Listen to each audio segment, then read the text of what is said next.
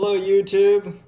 This is going to be my first video of my innovative marine 40-gallon Fusion Nuvo reef tank that I've got set up here.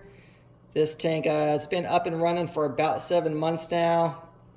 Real happy with this setup.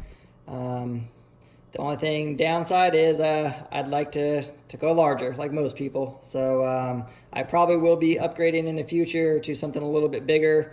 Probably about a 90 to 100 gallon. That's about what I've got space for, so I'll probably be upgrading to something like that. Otherwise, this is a great tank. Real happy with it. Love the convenience of the all-in-one. Not sure if I'm going to stick with an all-in-one or go to a sump tank on my next one.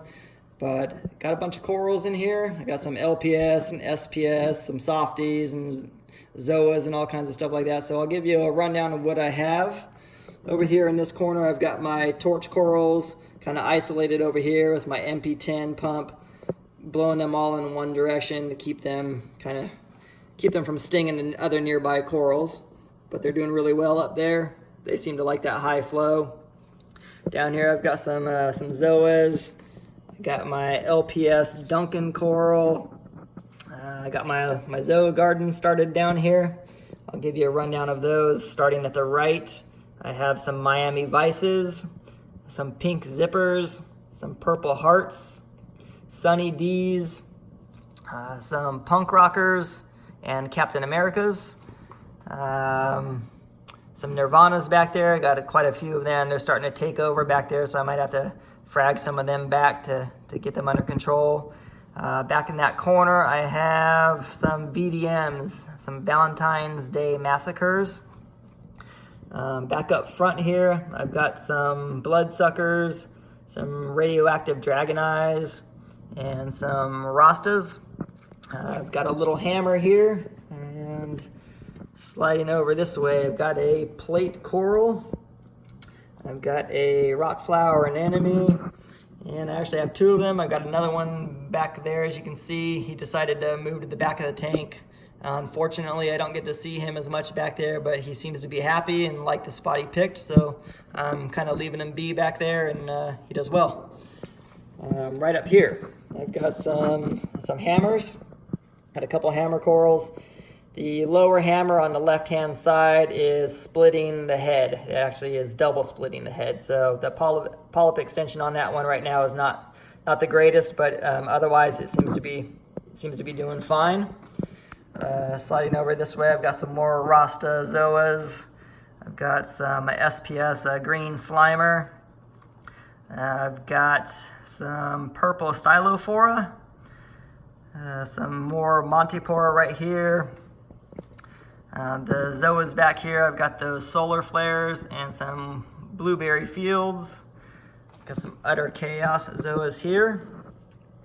I've got some green candy cane or trumpet corals. I do have some GSP in here.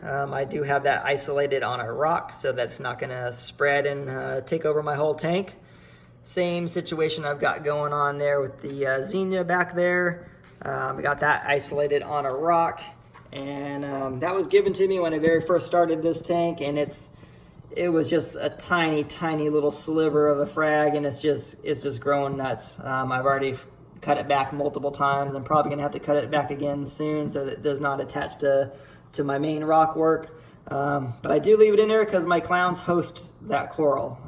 They seem to, for some reason, take a liking to it, and they're always rubbing up against it and inside of it, so I do leave that there for them. This branching bush coral here is a purple bush. I just can't remember the whole name of the thing right now, so I'm sure somebody else will post that here below the name of it. Just can't remember it off the top of my head at the moment. That is some reverse Superman Montipora there. Have some frog spawn coral, some LPS up there on that rock. And got a couple frag racks in the back that are magnetic on the back wall with some Zoa frags. I think those are some Armor of Gods and some more bloodsuckers back there. I do have some SPS up here. I've got the Bubblegum Digitata. I've got some Green Goblin and Acropora. And this bird's nest coral. Got some other little zoas throughout the tank here that are just kind of found their way to different spots and placed them in different areas. But all the corals are doing really good. Real good polyp extension, good colors. Growth rate has been pretty darn good on some of them. The only coral that I'm having a problem with is that bird's nest up top.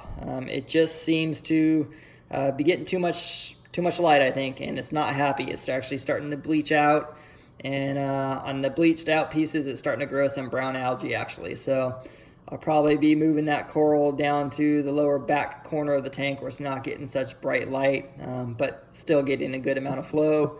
Hopefully it'll do a little bit better down there. I've gotten that advice from some other reef keepers in my area, and so I'm gonna go ahead and try that. As far as fish, I've got this little blue Springer damsel. Springer damsels seem to be probably one of the more least aggressive of the damsels, unlike most damsels can be kinds of pains in the ass sometimes, but seems to be pretty good. It gets along good with everybody. I've got my yellow chorus wrasse right here. I got a pair of clowns. Like I said, they have paired up and been doing really good together. And I've got my Roy Grama in here. She's probably the boss of the tank, which was not expected, but she kind of runs the show in there. Like I said, this is a all-in-one aquarium, so I'll go ahead and show you what I've got going on in the rear filtration compartment.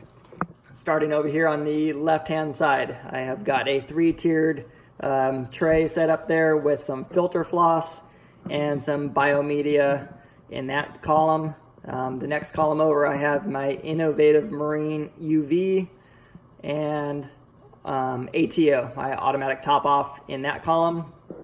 The center column, I'm running my heater, my return pump, and pH and temperature probe for my Apex system. I'm running that in the center column. Next column over, I am running my Innovative Marine reactor. In the reactor, I'm running GFO and carbon.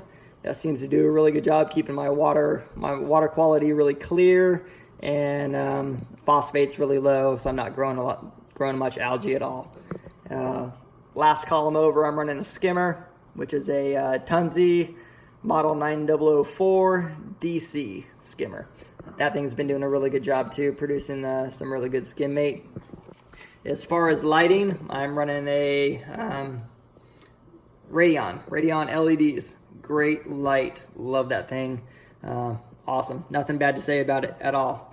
And I'm running that thing, I think probably around 45% or something like that. I'd have to check that just to double check those numbers, but I'm running it barely at half of its capacity, so thing is just awesome. And then I'm running my Ecotech MP10, a little wave maker. I'm possibly going to be adding one more of them into the tank on the other side to kind of get a cross flow, but that's not for sure yet. Other than that, that's all the livestock that's in the tank and filtration setup. I am running 2-part on this. I'm running ESV B-ionic, calcium, magnesium, and alkalinity. I do feed my corals with some reefroids and a couple other different types of reef foods that I have for corals. And I do dose some amino acids also. But other than that, I just manually pour the amino acids in weekly. As far as my 2-part, my alkalinity, calcium, and alkalinity and magnesium, I'm running those on dosing pumps. So that is being dosed into the center compartment. Other than that, that's about it for this video. I'm going to go ahead and end it now. Looking forward to reading some of your suggestions and comments and questions if you have any. Other than that, thanks for watching, and I'll be posting another video soon. Thank you.